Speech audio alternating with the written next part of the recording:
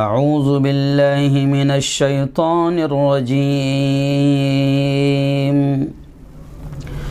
بسم اللہ الرحمن الرحیم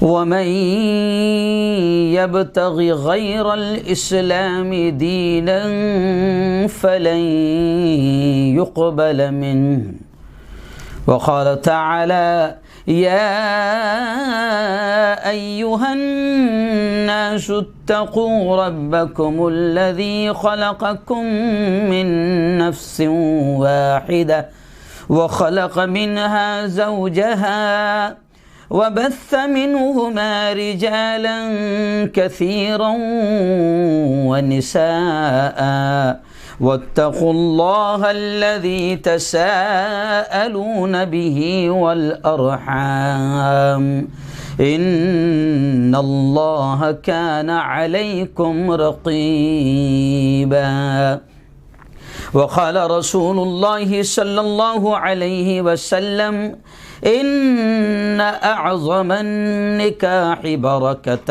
أيسره مؤونة أو كما قال عليه الصلاة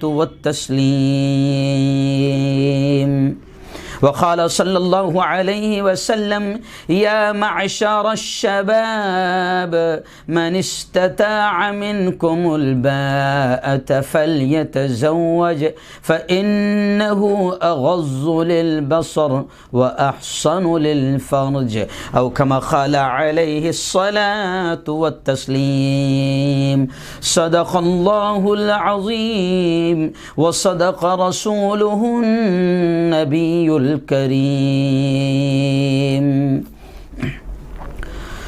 بہت ہی قابل صد احترام میرے نوجوان دوستوں، بزرگوں، ساتھیوں اور اپنے اپنے گھروں میں بیٹھ کر میری بات کو سن رہی میری پردہ نشین ماؤں اور بہنوں،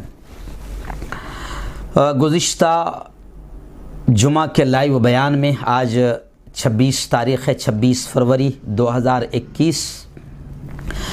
گزشتہ ہفتے کے لائیو بیان میں ہم نے جو خاص طور سے عنوان کا انتخاب کیا تھا وہ تھا کہ شادی میں، نکاح میں فضول خرچیاں امت میں تباہی کا سامان بن رہی ہے، اور پیارے آقا حضرت محمد مصطفیٰ صلی اللہ علیہ وسلم نے یہ فرمایا ہے کہ اے لوگو، نکاح کو اتنا آسان کرو، شادی کو اتنا آسان کرو کہ زنا مشکل ہو جائے، بدکاری مشکل ہو جائے، حرام کاری مشکل ہو جائے، اور امت مسلمہ کا جوان زنا کی طرف قدم بڑھانے سے پہلے وہ یہ سوچنے پر مجبور ہو جائے کہ آخر میں زنا کروں کیوں، میں بدکاری اور حرام کاری کی طرف جاؤں کیوں، کیونکہ میں جس نبی کو مانتا ہوں، جس شریعت کو مانتا ہوں، جس دین کو مانتا ہوں، جس اسلام کو مانتا ہوں، اس میں نکاح بہت آسان ہے۔ تو گزشتہ ہفتے ہم نے بہت ساری چیزیں آپ کے سامنے تفصیلی انداز میں بیان کی تھی، پوری دنیا میں اس بیان کو دیکھا گیا اور پوری دنیا سے جو فون آئے، دعائیں لوگوں نے دی، ہمارا حوصلہ بڑھتا ہے، شکریہ ادا کیا کہ بہت اچھا ٹاپک آپ نے چھیڑا ہے مفتی صاحب، تو کافی لوگوں نے پسند کیا۔ اب اس ہفتے بھی ہم نے نکاح میں، شادی میں کچھ چیزیں ایسی ہے کہ جس کی وجہ سے شادی مشکل ہوتی جا رہی ہے، اور کمال کی بات ہے کہ نکاح میں، شریعت اسلامی میں، پیارے آقا صلی اللہ علیہ وسلم کے دین میں، اسلام میں ان تمام چیزوں کی کوئی حیثیت ہی نہیں ہے۔ جیسے شادی میں بارات ہے، بارات کے نام پر ڈھیر ساری فضول خرچی ہو رہی ہے، اس کی میں تھوڑی سی تفصیل بیان کروں گا۔ ایسے ہی ابھی جو جہیز کا معاملہ ہے، جہیز نے نہ جانے کتنی بیٹیوں کی زندگی کو تباہ کر دیا کہ جہیز کی طاقت نہ ہونے کی بنیاد پر آج کئی میری جوان بیٹیاں ہیں، چاہے وہ کسی سماج کی ہو، ہم تو ہندو سماج کی بیٹیوں کی بھی بات کر رہے ہیں، بودھ ہو، جین ہو، کرسچن ہو، برہمن ہو، کوئی بھی سماج کی بیٹی ہو، آج پورا ملک دیکھ رہا ہے، پوری دنیا دیکھ رہی ہے کہ جہیز کی جو گھٹیا اور قبیح ترین رسم جو ہمارے سماج میں رائج ہو گئی ہے، اس کی وجہ سے بھی آج بہت ساری بیٹیاں ایسی ہیں جو کنواری پڑی ہے اور ان کی عمریں، شادیوں کی جو عمر ہوتی ہے اب وہ بھی کراس ہو چکی ہے اور وہ 30 سال 35 سال اور 40 سال کی ہو گئی ہے اور اب ان کی شادیاں اور ان کا نکاح مشکل ہو گیا ہے۔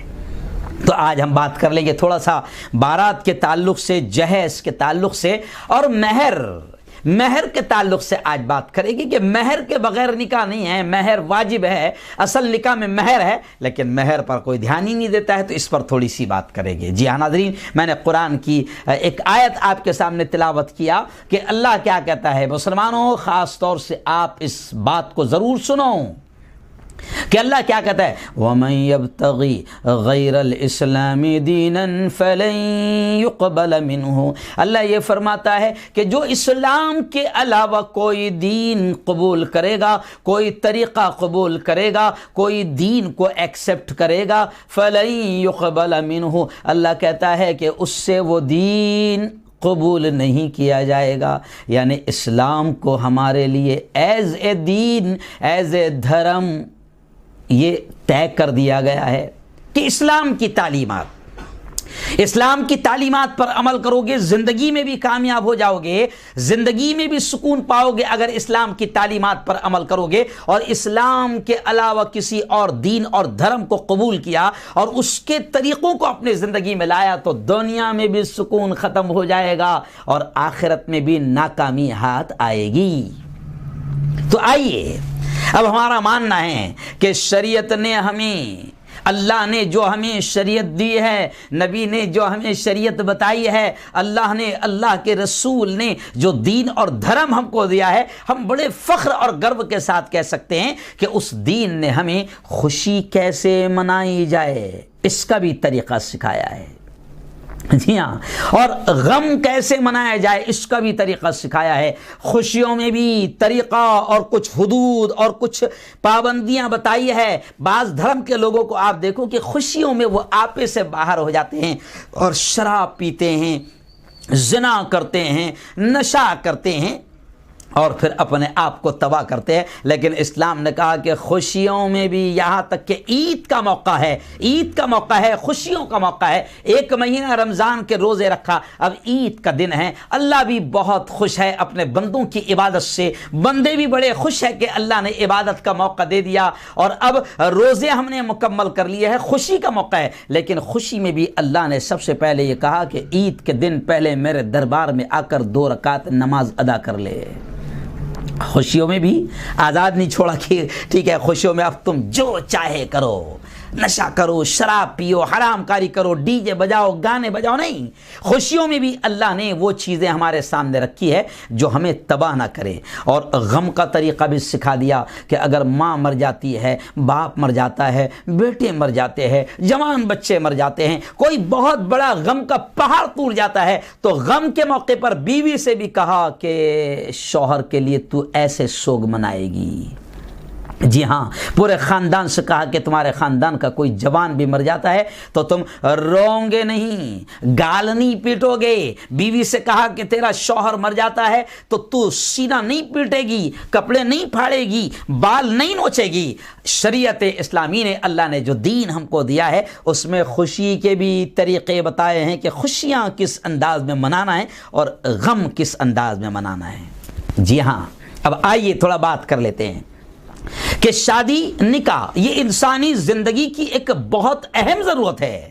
جی ہاں، اللہ خود کہتا ہے کہ اسی رشتے کے ذریعے سے میں نے، جو ہم خطبہ نکاح میں آیت تلاوت کرتے ہیں، اللہ کہتا ہے یا ایھا الناس، اے تمام انسانوں، اتقوا ربکم الذی خلقکم من نفس واحدہ، ڈرو تمہارے اس پروردگار سے جس نے تم سب کو ایک جان سے پیدا فرمایا۔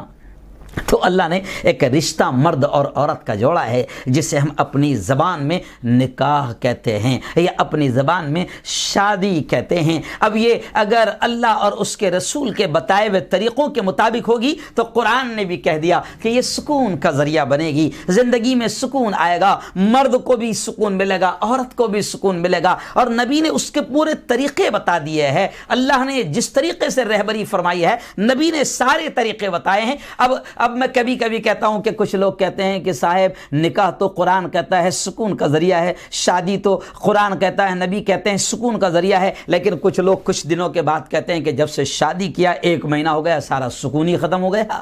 تو ہم کہتے ہیں کہ یاد کر تو نے کچھ تو بھی باولے چالے کرا ہوگا، یاد کر کہ تو نے کوئی ایسے حرام کام کیا ہوگا جس سے اللہ ناراض، اللہ کا نبی ناراض، تو نے کچھ تو ایسی حرکتیں کیا ہوگا جو اسلام کے خلاف ہے، اور کچھ تو بھی ایسے کام کیا ہوگا جو کفر کی تک پہنچا دیتے ہیں، جو ہندوانہ رسمیں ہیں، جو مشرکانہ رسمیں ہیں، تو نے وہ کچھ تو کیا ہوگا جس سے اللہ ناراض ہوا ہوگا، جس کی وجہ سے تیری زندگی کا سکون ختم ہو گیا۔ تو آئیے، پچھلے ہفتے بہت ساری چیزیں میں نے بیان کر دیا تھا، جیسے میں نے ہلدی کے بارے میں بتایا تھا، اور بارات کا بھی تھوڑا تذکرہ کر دیا تھا۔ کیوں؟ ہلدی کے بارے میں بتایا تھا کہ ہلدی میں کس طریقے سے حرام کام کرتا ہے، زنا کرتا ہے، بدکاری کرتا ہے۔ ایک جوان مرد دولہا جب بنتا ہے تو 1-2 دن پہلے اس سے ہلدی لگائی جاتی ہے، تو ہلدی میں حافظ عبدالرحیم صاحب، مولانا عبدالرحیم صاحب، شاکر بھائی، ہلدی میں یہ نندی بیل سطر دکھاتا ہے۔ جی ہاں، چڈا بھی نہیں پہنتا، چڈی پہن کے بیٹھتا ہے۔ کم از کم چڈا اتنا بڑا پہنتا کہ ناف کے اوپر سے اگر گھٹنوں کے نیچے تک رہتا تو کم از کم سطر تو چھپ جاتا۔ لیکن خیر، اس میں بھی یہ گناہ کرتا ہے کہ جن عورتوں کو دیکھنا جائز نہیں، ہلدی کے نام پر وہ عورتیں اس کے بدن کو ہاتھ لگاتی ہے، اور جب ہلدی ختم ہو جاتی ہے اس کے بعد پورا خاندان جب ہلدی کھیلتا ہے تو وہ عورتیں جن کو دیکھنا جائز نہیں ہے ان کے گالوں کو، ان کے بدن کو غیر مرد ہاتھ لگاتے ہیں ہلدی کھیلنے کے بہانے پر۔ تو اب یہ حرام کام تو ہوا، یہ زنا تو ہوا، یہ بدکاری تو ہوئی۔ زنا صرف ایک خاص عمل کا نام نہیں ہے، زنا یہ بھی ہے، اللہ کے حبیب نے فرمایا کہ آنکھیں بھی زنا کرتی ہے، تمہارے ہاتھ بھی زنا کرتے ہیں، تمہارے پیر بھی زنا کرتے ہیں۔ تو ہلدی کی ایک ایسی رسم ہے کہ جس کے ذریعے سے انسان اور پورا کے پورا خاندان زنا کی طرف بڑھ جاتا ہے۔ جی ہاں، اب آئیے تھوڑا سا بات کر لیتے ہیں جو آج کا عنوان ہے ہمارا، کہ شادی میں بارات کی کیا حقیقت ہے، شادی میں جہیز کی کیا حقیقت ہے، اور شادی میں مہر کی کیا حقیقت ہے۔ جی ہاں، تھوڑا سا تفصیل کر لیں گے تو میں آپ کو بتا دوں کہ حضور اکرم صلی اللہ علیہ وسلم کی جو سنت ہے، جو طریقہ ہے، جب ہم دیکھتے ہیں تو ہم کو پتہ چلتا ہے کہ خود نبی کریم صلی اللہ علیہ وسلم نے کئی شادیاں کی۔ آپ صلی اللہ علیہ وسلم نے 11 نکاح کیے، 11 شادیاں کی۔ اور یہی نہیں، آپ صلی اللہ علیہ وسلم نے اپنی بیٹیوں کو بھی ودا کیا، اپنی 4 بیٹیوں کی شادیاں کی، 4 بیٹیوں کا نکاح کیا۔ تب آئیے میں آپ کو بتاتا ہوں کہ شادی ہم جب دیکھتے ہیں نبی کریم صلی اللہ علیہ وسلم نے کر کے دکھایا ہے، تو ہم جب دیکھتے ہیں تو ان تمام میں بارات کا کہیں بھی ثبوت ہی نہیں ملتا ہے۔ جی ہاں، حضور پاک صلی اللہ علیہ وسلم کی شادی میں خرچ کے اعتبار سے آپ دیکھیں بارات کا کہیں ثبوت نہیں ملتا ہے۔ جی آپ دیکھیں کہ حضور پاک صلی اللہ علیہ وسلم کی ایک شادی تو ایسی ہے جس میں صرف تعجب کریں گے آپ، 2 سیر جو کا خرچ ہوا تھا، صرف 2 سیر جو کا خرچ ہوا تھا۔ جی ہاں، آپ صلی اللہ علیہ وسلم کا ایک اور واقعہ، آپ صلی اللہ علیہ وسلم کا نکاح حضرت صفیہ سے ہوا۔ حضرت صفیہ ہماری ماں ہیں، امہات المومنین۔ حضرت صفیہ سے نکاح ہوا، سفر کے دوران نکاح ہوا، سفر میں تھے آپ، ٹور میں تھے، سفر کر رہے تھے۔ حضور اکرم صلی اللہ علیہ وسلم نے حضرت صفیہ سے نکاح کیا تو اس موقع پر چند صحابہ کو بلایا، ایک دسترخوان بچھایا اور اس پر کچھ کھجوریں اور تھوڑا سا گھی اور کچھ پنیر رکھا گیا، مگر کوئی بارات نہیں آئی۔ تو بارات کا کوئی تصور نہیں۔ آپ صلی اللہ علیہ وسلم کی بیٹی حضرت فاطمہ کا نکاح ہوا تو حضرت علی کی کوئی دھوم دھام سے بارات نہیں آئی۔ بارات لے کر آئے گا دولہا ایسا کوئی تصور نہیں ہے، کوئی بارات نہیں آئی۔ یہاں تو کہتا اوہو دل والے دلہنیاں لے جائیں گے، 1 نمبر کا لکھا ہے اور بارات لے کر آ رہا ہے، 200-300 500 کو لے کر آ رہا ہے اور سسرے کے یہاں ٹھوس رہا ہے، کیوں؟ دلہن کے یہاں کا کھانا کھا رہا ہے۔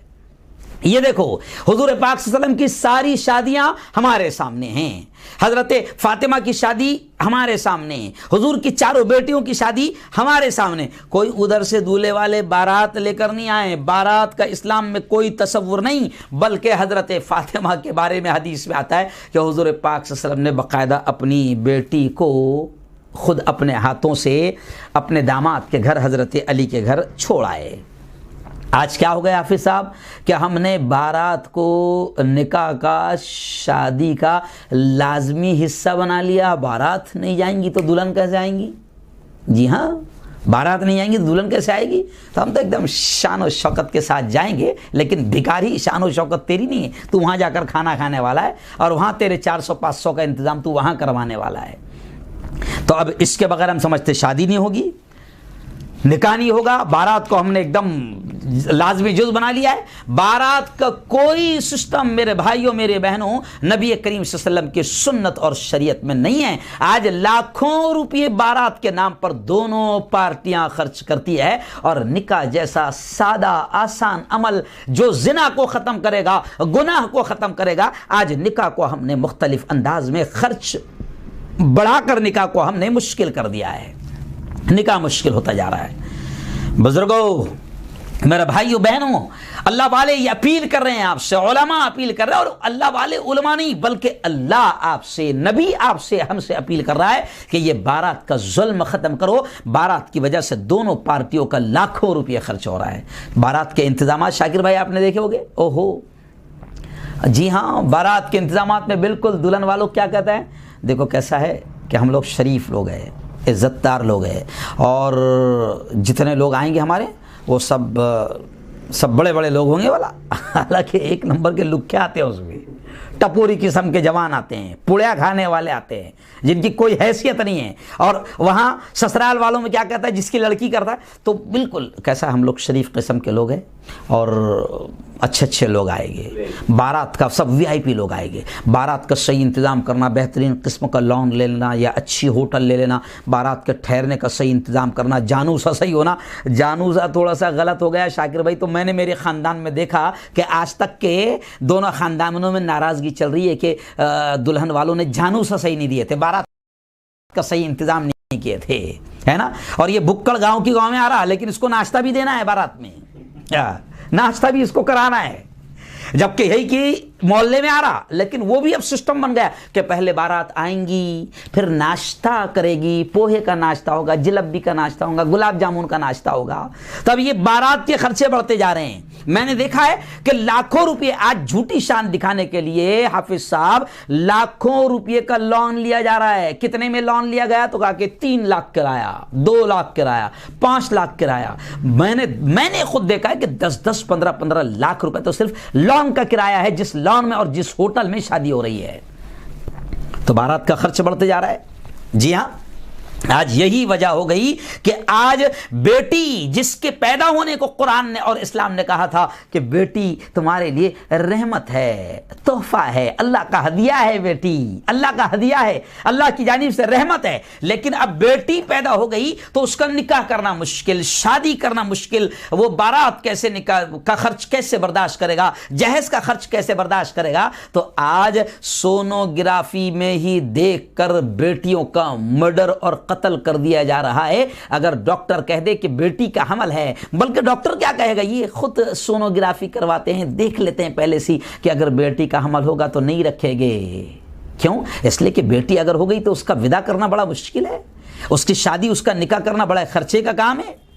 جی ہاں، مفتی طارق مسعود صاحب جو پاکستان کے فیمس اسکالر ہے، میں ان کی ایک تقریر سن رہا تھا. انہوں نے اس میں واقعہ سنایا کہ ایک بزرگ باپ جس کی 60-65 سال کی عمر ہو گئی ہے، اس کو 6 بیٹیاں ہیں. وہ روتے ہوئے مفتی طارق صاحب سے کہتا ہے کہ مفتی صاحب میں کیا کروں، کیونکہ ایک بیٹی کو ودا کرنے کے لیے کم سے کم خرچہ 1 لاکھ روپے ہو رہا ہے. اب اگر 6 بیٹیاں ہو گئی ہے تو پھر کتنا خرچ لگے گا. اور یہ غریب جو مزدور قسم کا آدمی ہے، اگر 5-6 بیٹیاں اللہ نے اس کو دے دیا تو ان بیٹیوں کی شادیاں کرتے کرتے اور ان کو ودا کرتے کرتے وہ بوڑھا ہو جائے گا، اور کتنا کمائے گا، کتنے قرض لے گا. بلکہ بعض ماں باپ کا تو حال یہ ہے کہ قبر میں چلے جا رہے ہیں، مگر بیاج کا جو قرض اٹھایا تھا بیٹیوں کی شادی اور نکاح کرنے کے لیے اور بارات کا اور جہیز کا انتظام کرنے کے لیے، ماں باپ مر گئے مگر بیاج کا قرض پورا نہیں ہو پایا ہے. تو میرے بھائی، آج کئی بیٹیوں کا رشتہ اس وجہ سے ٹوٹ گیا ہے کیونکہ وہ بارات کو صحیح کھلا نہیں سکتے ہیں، بارات کا صحیح انتظام نہیں کر سکتے ہیں. کیونکہ بارات میں یہ بھی کہا جاتا ہے کہ کیسا ہے، آپ کو کم سے کم 2-3 ٹائپ کے کھانے تو رکھنا پڑے گا. جی ہاں، گھر میں کبھی 2-3 ٹائپ کے بنایا نہیں، مگر بارات میں ہمارے سب اچھے اچھے لوگ آنے والے ہیں، انسلٹ نہیں ہونا چاہیے، بے عزتی نہیں ہونا چاہیے، تو آپ نے تھوڑا سا میٹھے میں گلاب جامن وغیرہ یا رسگلہ رکھ لینا، اور پاپڑ وغیرہ بھی رکھ لینا، اور چکن فرائی تھوڑا رکھ لیں، اور گوشت مانڈا سالن، اور یا تو زیرہ رائس رکھ لیں یا بریانی رکھ لیں۔ جی ہاں، تو اب یہ کیسے خرچ برداشت کرے گا؟ او اللہ کے بندو، اسلام میں بارات کا کھانا ہی نہیں، نبی کریم صلی اللہ علیہ وسلم کی 4 بیٹیوں کی شادیاں ہمارے سامنے ہیں، کسی کو آپ صلی اللہ علیہ وسلم نے کھجور کا دانہ بھی نہیں کھلایا، اور اپنی خود کی تمام شادیوں میں کوئی بارات نہیں۔ ہاں ولیمہ کیا ہے، ولیمہ کیا ہے، بارات کے کھانے کا ذکر اسلام میں نہیں ہے۔ جی لڑکی کے نکاح میں آؤ تو سن لو، حافظ صاحب اس کو یہ اور خاص طور سے بتا دینا کہ لڑکی کے نکاح میں آؤ، لڑکی کے یعنی اگر لڑکے کے نکاح میں آپ آ رہے ہو، لڑکی کے آپ دوست ہے یار ہے جو بھی ہے، بارات کا کھانا نہیں ہے اسلام میں، لڑکی کے یہاں بوجھ نہیں ڈالا ہے اسلام نے۔ جی اب اگر آپ لڑکے کے دوست بھی اس کے نکاح میں آ رہے ہیں تو میں تو کہتا ہوں کہ لڑکے کے نکاح میں آؤ تو نکاح ہونے کے بعد پتلی گلی سے نکل جاؤ، کھانا مت۔ ہاں اگلے دن سب کے سب لڑکے کے گھر پہنچ جاؤ، کیونکہ ولیمہ رکھا ہے اسلام نے۔ ہاں یہ ہے اسلام کی تعلیم۔ بارات میں لڑکی کے یہاں جا کر اس کے یہاں حلق تک کے 2-4 ڈشیں ٹھوسنا یہ جائز نہیں ہے، لڑکی کے یہاں کھانا نہیں ہے، ولیمے کا کھانا ہے تو ولیمے کا کھانا نہیں دے رہے، ولیمہ سنت ہے۔ پیارے آقا صلی اللہ علیہ وسلم نے فرمایا کہ اولم ولو بشاتن، ولیمہ کر چاہے چھوٹا سا بکری کا بچہ ہی کیوں نہ ہو، سو کی روٹی کے ٹکڑے ہی کیوں نہ ہو، اپنی طاقت کے اعتبار سے ولیمہ کر۔ تو حافظ صاحب کمال کی بات یہ ہے شاکر بھائی، طاقت ہے ولیمے کی لیکن ولیمہ نہیں کر رہا، ہلدی کا کھانا کر رہا نکاح سے 1 دن پہلے۔ تو میں نے راز معلوم کیا کہ آخر ہلدی کا کر رہا، ولیمہ کا کیوں نہیں کر رہا، ولیمہ سنت ہے۔ تو شاکر بھائی بڑا راز کھلا حافظ عبدالرحیم صاحب، بڑا راز یہ کھلا کہ ہلدی کا کھانا اس لیے کر رہا، ہلدی کا کھانا کر کے سب کو جن کو دعوت دینا تھی پورے محلے میں، جن کو خاندان میں، سب کو اس لیے بلا رہا کیونکہ ہلدی کے کھانے میں ایئر مل جاتا، پیسے مل جاتے ہلدی کے کھانے میں، اور ولیمے کے کھانا سنت مانا گیا ہے تو اس کے پیسے لینا اچھے نہیں لگتے۔ گیٹ پہ کیسی کا بیٹھے گا کوئی، اب تو اتنے بے شرم ہو گئے حافظ صاحب کہ نہیں گیٹ پر باقاعدہ پیسہ لینے کے لیے ATM بھی رکھ رہے، پے ٹی ایم۔ ابھی ایک ویڈیو وائرل ہوئی تھی۔ تو ولیمے کا کھانا مرد کے طرف رکھا گیا ہے، اسلام نے مرد کے اوپر خرچ کا بوجھ ڈالا ہے کہ اس کے گھر پہنچ جا، جس کی شادی ہوئی تھی نا لڑکا، اس کے گھر پہنچ جا، 2-3 بسیں لے کے چل جا ولیمے کا۔ ہاں مگر وہاں لڑکا کہتا ہے ہم نے ولیمہ چھوٹا سا رکھے، خاندان والوں میں 25-50 لوگ اپنے خاندان کے آ جائیں گے، چھوٹا سا ولیمہ۔ تو چھوٹا سا کیوں رکھ رہا، اتنا اگر شان دکھانے کا ہے تو بڑا رکھنا، پورے گاؤں کو کھلا، گاؤں کھانا رکھ۔ ولیمے کو سنت کہا گیا ہے لیکن ولیمہ نہیں کر رہا، ریسپشن کر رہا، ہلدی کا کھانا کھلا رہا ہے۔ تو خیر میرے بھائی، بارات کی یہ جو رسم ہے نا حافظ صاحب، یہ ہندوؤں سے آئی ہے، اسلام میں اس کا کوئی تصور نہیں ہے، بارات کا کوئی تصور نہیں ہے اسلام میں، بارات نہیں۔ اس لیے کیا ہو رہا ہے، ہندوؤں کی رسم آئی ہے تو ہندوؤں کی رسم لے لیا نا، اب بارات لے بھی جا رہا تو اس کا عقیدہ کمزور، اور ہندوؤں کا دیکھ کے بارات آئی ہے تو پھر ٹرک کے نیچے انڈے رکھ رہا، کیونکہ اس کا کافروں کی طرح عقیدہ ہے کہ انڈے رکھ دوں گا تو یہ انڈا جیو ہوتا ہے، جان ہوتی ہے، انڈے اگر 2-4 ٹرک کے پہیے کے نیچے رکھ دیں گے تو پھر سفر میں کوئی حادثہ نہیں ہوگا، ایکسیڈنٹ نہیں ہوگا۔ تو میں تو اکثر کہتا ہوں کہ فارم کے انڈوں کا اتنا کمال ہے بھیا کہ تیرے 2 انڈے فارم کے پورے ٹرک کو ایکسیڈنٹ سے بچا سکتے ہیں۔ تو پھر خاندان کا ایک آدھی سلا دینا ٹرک کے نیچے، خاندان کا ایک سلا دے، قیامت تک کے تیرے خاندان پہ کوئی آفت نہیں آئیں گی اس کی برکت سے، کیونکہ تو نے ایک دے دیا نا۔ جی ہاں، تو انڈے رکھ رہا ہے، نیمبو رکھ رہا ہے، مرچی باندھ رہا ہے ٹرک میں، تو یہ سب کافرانہ عقیدے ہیں، یہ مشرکانہ عقیدے ہیں، یہ ہندوانہ عقیدے ہیں۔ اسلام میں ان تمام چیزوں کی اجازت نہیں ہے۔ تو یہ بارات کی رسم بھی اسلام میں نہیں ہے، کیونکہ نبی کے پاس 4 بیٹیوں کی شادی ہوئی، کوئی بارات نہیں آئی، خود فاطمہ کو اپنے ہاتھوں سے نبی نے اپنے داماد علی کے پاس چھوڑ کر آئے۔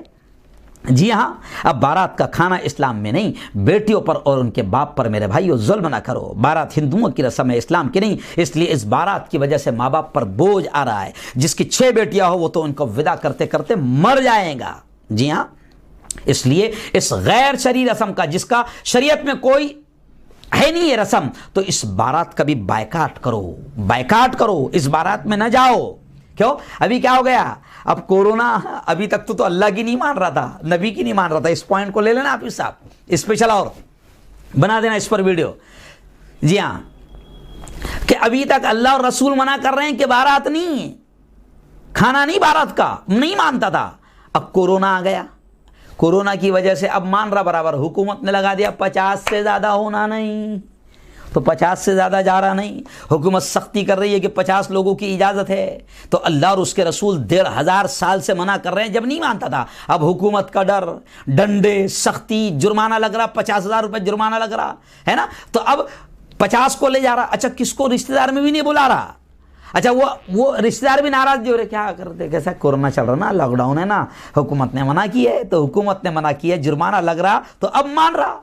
کیوں؟ اچھا کبھی کبھی تو کچھ مل رہے، شادی ہو گئی مفتی صاحب اپنی والا، شادی ہو گئی اپنی مفتی صاحب، کب ہوئی رہے وہ لاک ڈاؤن میں 25-50 لوگوں میں مسجد میں کر ڈالے۔ کیوں؟ تو 1500 سال سے اللہ اور رسول منا رہے تھے اور یہ کہہ رہے تھے کہ سادگی سے شادی کرو، سادگی سے نکاح کرو، مسجد میں کرو، تو تب نہیں مان رہا تھا۔ دیکھو اسلام میں نکاح میں صرف 2 ہی چیزیں ہیں، ایک تو مسجد میں ہو، یہ سنت ہے، اور ولیمہ حیثیت کے مطابق ہو، باقی اس کے علاوہ تمام چیزیں جو رسم و رواج ہے وہ سب غیروں سے لیے گئے ہیں، اسلام میں ان کا کوئی ثبوت نہیں۔ اب بعض لوگ کہتے ہیں کہ مسجد میں بڑے لوگ نہیں آئیں گے، ہے نا، عامدار صاحب نہیں آئیں گے، خاصدار صاحب نہیں آئیں گے، اپنے کیسا ہے بڑے بڑے لوگوں سے تعلقات ہیں تو مسجد میں نہیں آئیں گے۔ تو میں کہتا ہوں کہ اگر وہ مسجد میں نہیں آ رہا تو وہ بڑا ہے ہی نہیں، اس سے زیادہ فقیر اور پھکٹا کوئی نہیں ہے، اس کی کیا حیثیت ہے؟ جو اللہ کے گھر میں نہیں آ سکتا تو وہ ہمارے نزدیک بڑا کہاں سے ہوا؟ ارے اللہ کے گھر میں آؤ، اور قرآن کہتا ہے نا یا ایھا الناس انتم الفقراء الی اللہ، اللہ کہتا ہے او اڈانی، او امبانی، او منتری، او وزیر، او ایم ایل اے، او عامدار، او خاصدار، سب اللہ کے سامنے فقیر ہے اور اللہ کے گھر میں آ رہا نہیں۔ تو خیر آئیے، اب بارات والے کہتے ہیں کہ ہمارے تعلقات ایسے، اس لیے ایسا انتظام کرنا ہے، تو خیر بارات پر اب میری بات ختم۔ آئیے اب بات ہم کرتے ہیں جہیز پر۔ جی ہاں، جس طرح بارات کا کوئی تصور نہیں ہے اسلام میں، اسی طریقے سے اسلام میں مہر ہے، مہر، جہیز نہیں ہے۔ جی ہاں، اسلام بہت بڑی رحمت لے کر آیا ہے۔ اسلام نے، اللہ نے بیٹیوں کو رحمت کہا ہے، بیٹیوں کو گفٹ اور ہبہ کہا ہے۔ بیٹیاں پینلٹی نہیں ہیں، بیٹیاں جرم نہیں ہیں کہ آج بیٹیوں کے پیدا ہونے پر ماں باپ پریشان ہو جاتے ہیں کہ اب اس کا نکاح کیسے ہوگا، اس کی شادی کیسے ہوگی، کیونکہ ہم نے بیٹیوں کی شادی کو، نکاح کو ایسا مشکل بنا دیا، یہ بارات، یہ جہیز، یہ خرچے کی وجہ سے کہ آج بیٹیاں ہم کو بوجھ لگنے لگی ہے۔ او میرے بھائیوں، او میری بہنوں، اسلام میں جہیز نہیں ہے۔ نبی کریم صلی اللہ علیہ وسلم نے اپنی کسی بیٹی کو جہیز نہیں دیا۔ جی ہاں، لیکن اب لوگ کیا کرتے ہیں، حضرت فاطمہ کے جہیز کو حافظ صاحب دلیل بناتے ہیں۔ حضرت فاطمہ کو حضور نے اپنی بیٹی کو جہیز دیا تھا۔ آؤ میں سمجھاتا ہوں کیا دیا تھا، اور وہ حضور نے نہیں دیا تھا۔ سب سے پہلے دماغ میں بیٹھا لو، سب سے پہلے سمجھ لو کہ حضرت فاطمہ کو چیزیں کیا دی گئی تھی، تو 4-5 چیزیں دی گئی تھی۔ وہ کیا ہے؟ ایک پانی کا مشکیزہ جس سے پانی بھر کے لاتے، جی ہاں، کھجور کی چھال کا بستر، کھجور کی چھال ہے نا، اور 2 تکیے، ٹھیک، اور وہ ہاتھ کی چکی۔ اور یہ بھی سن لو، حضور نے نہیں دیا تھا، بلکہ حضرت علی جو داماد بن رہے تھے، فاطمہ کے شوہر بن رہے تھے، ان سے کہا تھا کہ جو تمہارے پاس زرع ہے، کیونکہ حضرت علی مدینہ میں تھے اور مدینہ میں کوئی نہیں تھا، یہ خود حضرت علی حضور کی کفالت میں تھے، حضور کے پاس پلتے تھے، مسکین تھے، غریب تھے، تو حضرت علی سے کہا کہ جو تمہاری زرع ہے نا، اس کو بیچ کر یہ کچھ ضروری چیزیں ہیں جو گھر میں لگے گی، کہ حضرت علی حضور کے پاس ہی تھے، اب بیٹی کو نکاح میں دے رہے ہیں تو اب بیٹی کو رکھیں گے تو یہ ضروری چیزیں ہیں، یہ لگے گی۔ تو حضرت علی نے اپنی خود کی زرع بیچی، حضرت عثمان نے وہ جو زرع ہے جو جنگ میں استعمال ہوتی تھی، حضرت عثمان نے خریدی، اور وہ زرع بیچنے کے بعد میں یہ 4-5 چیزیں حضرت علی نے لائی۔ اب لوگوں میں غلط چل گیا کہ یہ حضور نے بیٹی کو جہیز دیا، کیوں؟ تو اپنی طاقت کے اعتبار سے بیٹی کو دینا چاہیے، بالکل نہیں۔ دوسری روایت میں ہے کہ حضرت علی خود حضور کی کفالت میں تھے، مدینے میں ان کا کوئی نہیں تھا، غریب اور مسکین تھے، خود حضور ان کا خرچ چلاتے تھے۔ اب معلوم تھا کہ علی کے پاس کچھ نہیں ہے تو تھوڑی سی حضور نے مدد کر دی۔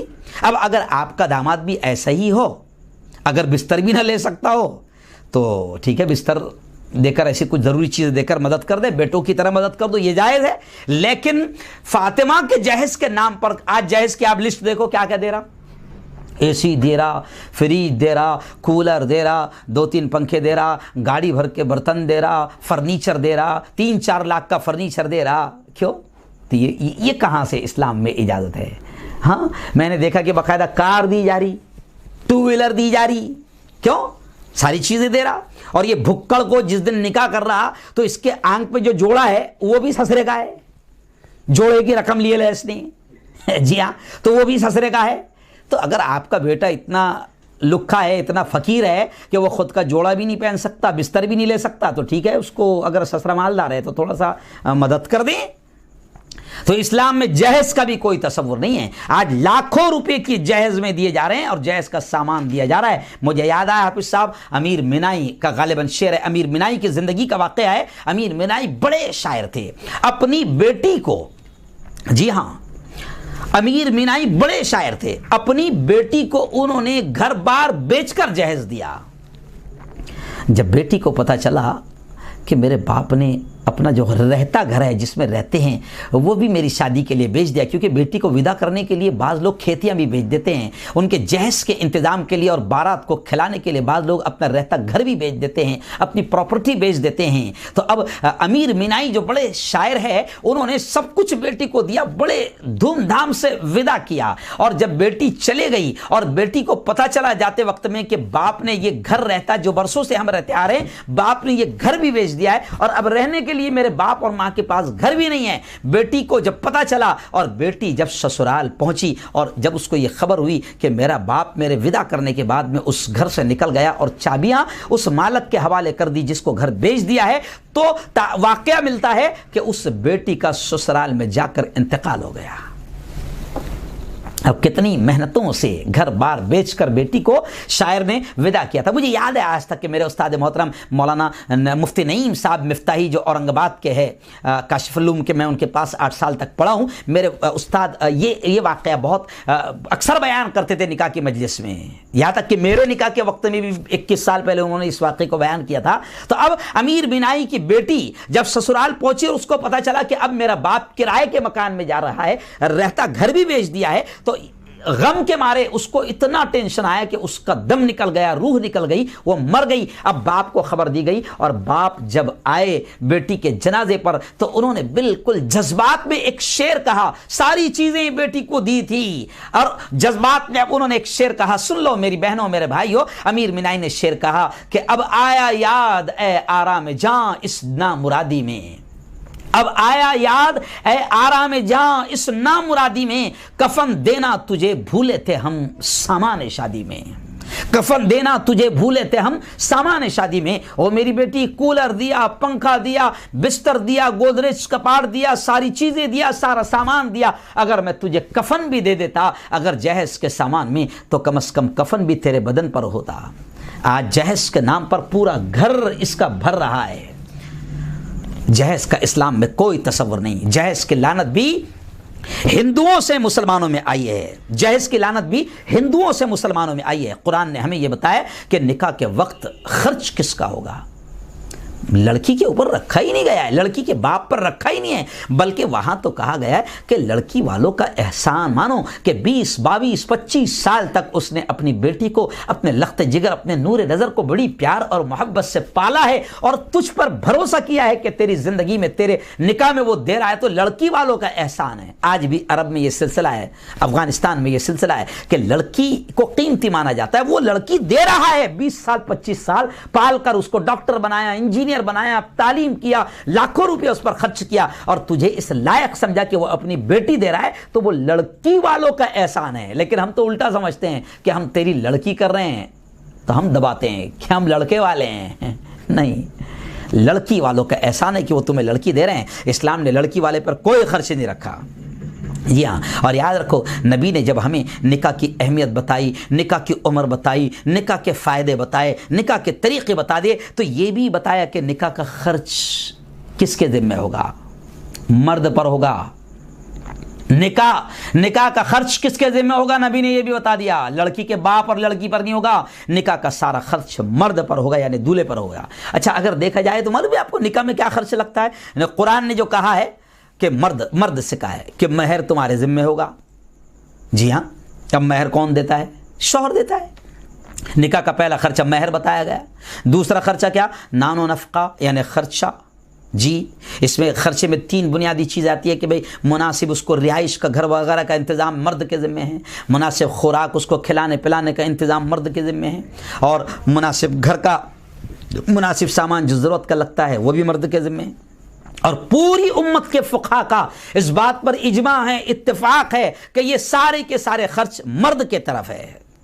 और तीसरा जो खर्च है हाफिज़ साहब, वो है छुआरे बांटना। निकाह के वक्त में छुआरे तकसीम करना। जी हाँ, सुन्नत तरीक़ा है, लेकिन छुआरे नहीं बांट रहा, पटाखे उड़ा रहा है ना, जो नाजायज़ है। बल्कि आजकल तो वो निकाह में फ़ौरन जैसे निकाह हुआ क्या उड़ाते हैं, क्या मालूम है ना, तो उस पर वो हज़ारों रुपये खर्च कर रहे, लेकिन नबी की सुन्नत पर खर्च नहीं कर रहे। तो ये सारी चीज़ें हाफिज़ साहब कहाँ से आ रही? ये सब सीरियल में देख रहे हैं, पिक्चरों में देख रहे हैं, तो ये गैरों के तरीके अख्तियार कर रहे हैं। अल्लाह के हबीब ने फरमाया कि जो गैरों के तरीक़ों से मोहब्बत करेगा, दुनिया में जिनके तरीक़ों से मोहब्बत करेगा, मरने के बाद उसका अंजाम भी उन्हीं के साथ में होगा। तो ये नाचने गाने वालों के तरीक़े देख रहे हैं सीरियल में, फिल्मों में, और वही तरीक़े वही स्टाइल पर अपना शादी कर रहे हैं, वही स्टाइल पर अपनी बिदागिरी कर रहे हैं, वही स्टाइल पर वीडियो बन रही, वही स्टाइल पर दुल्हन जारी, सारी चीज़ें उनके तरीक़े पर हो रही है। चौथा खर्च क्या है मर्द पर? वो वलीमे का खर्च है। अब जो खर्चे हैं वो अल्लाह ने और उसके नबी ने बता दिए, वो सब मर्द की तरफ से है। अब आइए, हमारे बयान का जो आखिरी उन्वान था, मैंने बारात के ताल्लुक़ से आपको बता दिया, जी हाँ, जहेज के ताल्लुक़ से आपको बता दिया। अब आइए, आखिरी जो हमारे बयान का तीसरा पॉइंट है, महर की हकीकत। जी हाँ, निकाह में सबसे असल कोई चीज़ है तो वो महर है। महर का देना वाजिब है, और ये बेटी का, दुल्हन का ये हक़ है। महर की असल, महर की हकीकत।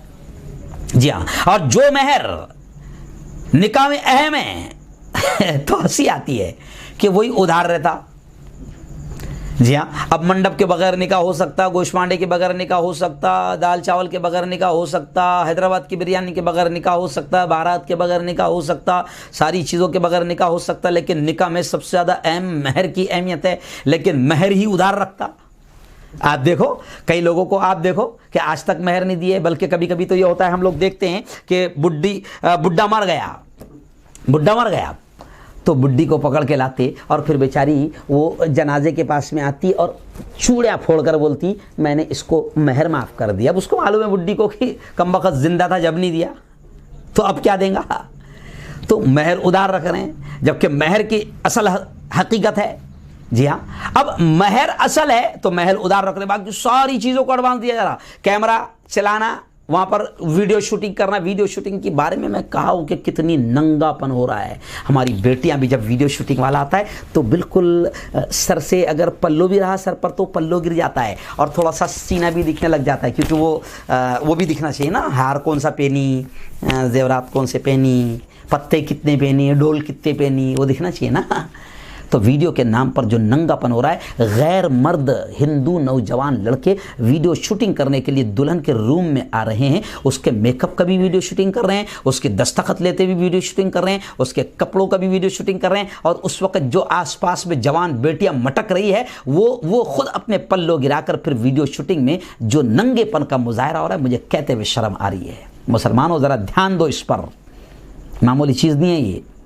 तो खैर, अब ये सारी चीज़ें वीडियो शूटिंग वाले को एडवांस दे रहा, देगा वाले को एडवांस दे रहा, मंडप वाले को एडवांस दे रहा, बारात के ट्रक को एडवांस दे रहा, गाड़िया वाले को एडवांस दे रहा, लेकिन महर जो निकाह में असल है वो रह रहा उधार। दे मान कितना मान रहा, 52 दिन दिए, दादा ने दिया, तो अपने कस देना है। महर असल है। अब महर कितना होना चाहिए तो मैं आपको शॉर्ट में बता दूं, थोड़ी सी तफसील भी आपको बता दूं कि आमतौर से जो प्यारे आका सल्लल्लाहु अलैहि वसल्लम ने अपनी बीवियों का महर बाना है, अपनी बेटियों का महर बाना है, तो वो हदीस में आता है 12.5 औक़िया चांदी, 12.5 औक़िया चांदी।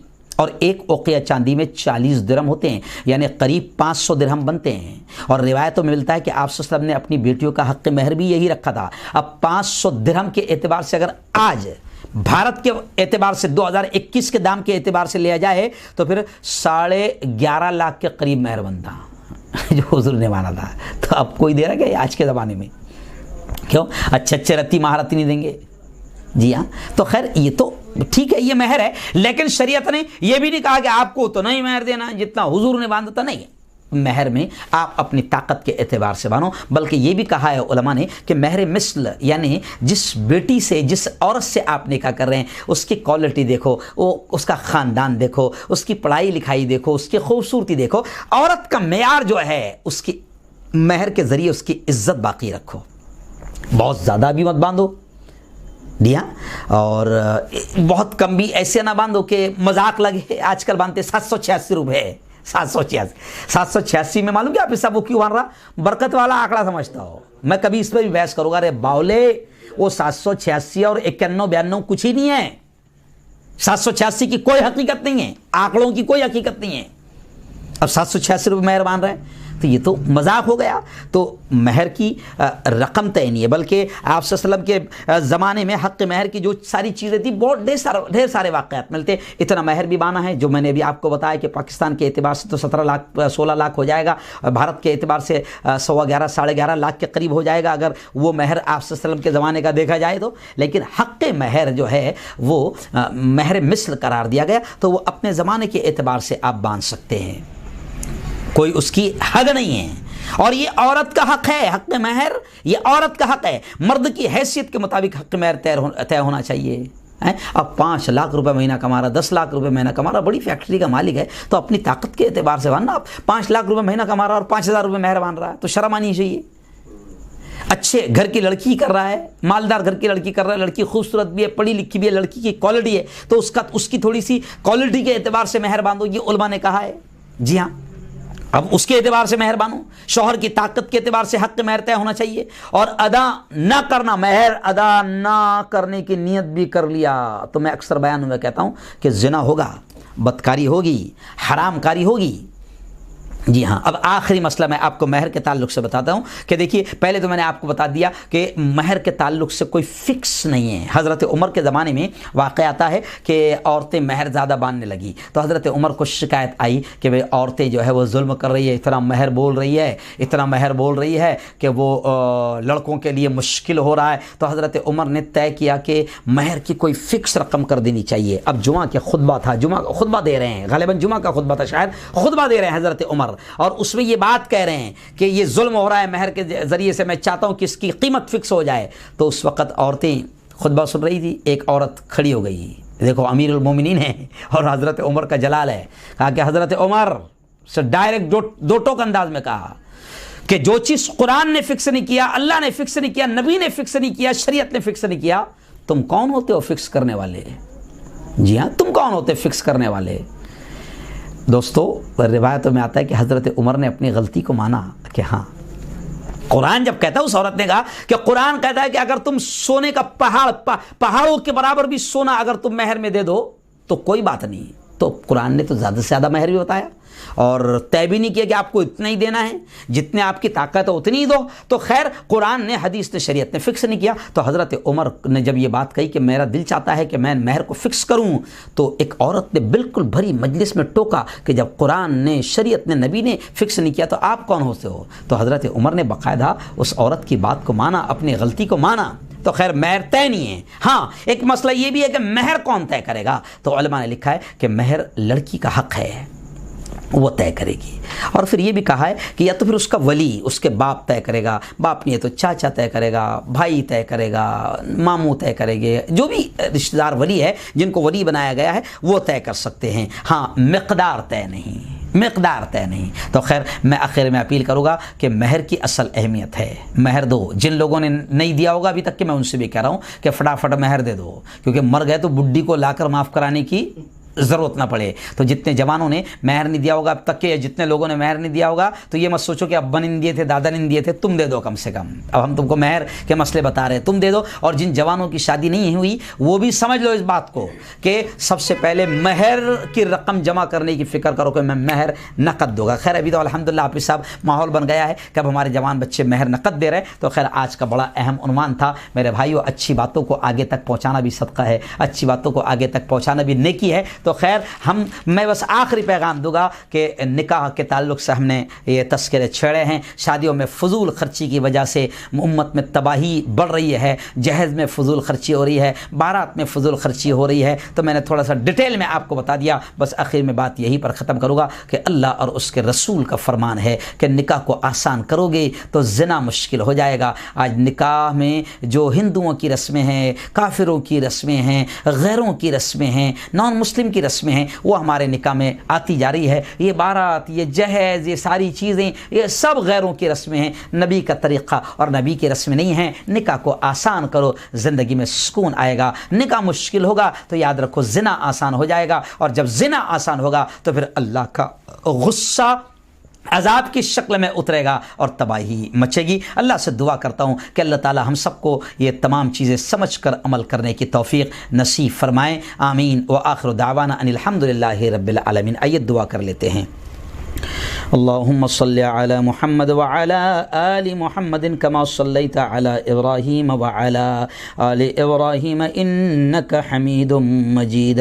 अल्लाहुम्मा बारिक अला मुहम्मद व अला आलि मुहम्मद कमा बारकता अला इब्राहीम व अला आलि इब्राहीम इन्नका हमीदुम मजीद। रब्बना आतिना फिद दुनिया हसना व फिल आखिरति हसनतन व क़िना अज़ाबन नार व क़िना अज़ाबल क़ब्र वक़िना अज़ाबल हश्र वक़िना अज़ाबद दीन। अल्लाहुम्मा हफ़ज़ना मिन कुल्लि बलाइद दुनिया व अज़ाबिल क़ब्र व अज़ाबिल आखिरा। मौला हम सब के तमाम गुनाहों को माफ़ फरमा। मेरे मौला हम सब की तमाम ख़ताओं को, तमाम लग़ज़िशों को माफ़ फरमा।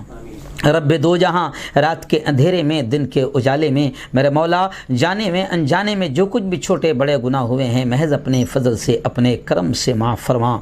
मेरे मौला तेरी मोहब्बत, तेरा प्यार, तेरा इश्क़, तेरी दोस्ती हम सबको नसीब फरमा। मेरे मौला तेरे नबी का सच्चा इश्क़, तेरे नबी की सच्ची मोहब्बत हम सबको नसीब फरमा।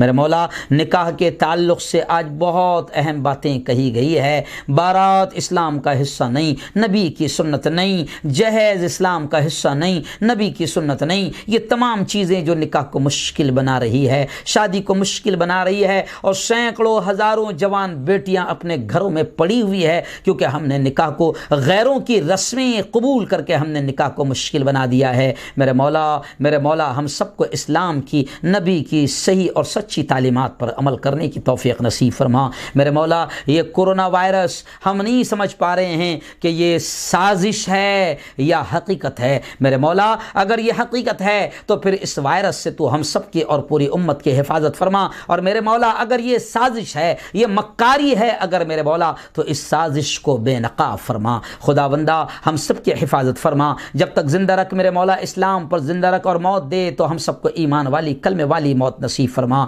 मेरे मौला जो बीमार हैं उनको शिफाए कामिल नसीब फरमा। जो दुनिया से जा चुके हैं उनकी कब्रों को नूर से मुनव्वर फरमा, उनको जन्नतुल फिरदौस में ऊंचा आला मकाम नसीब फरमा।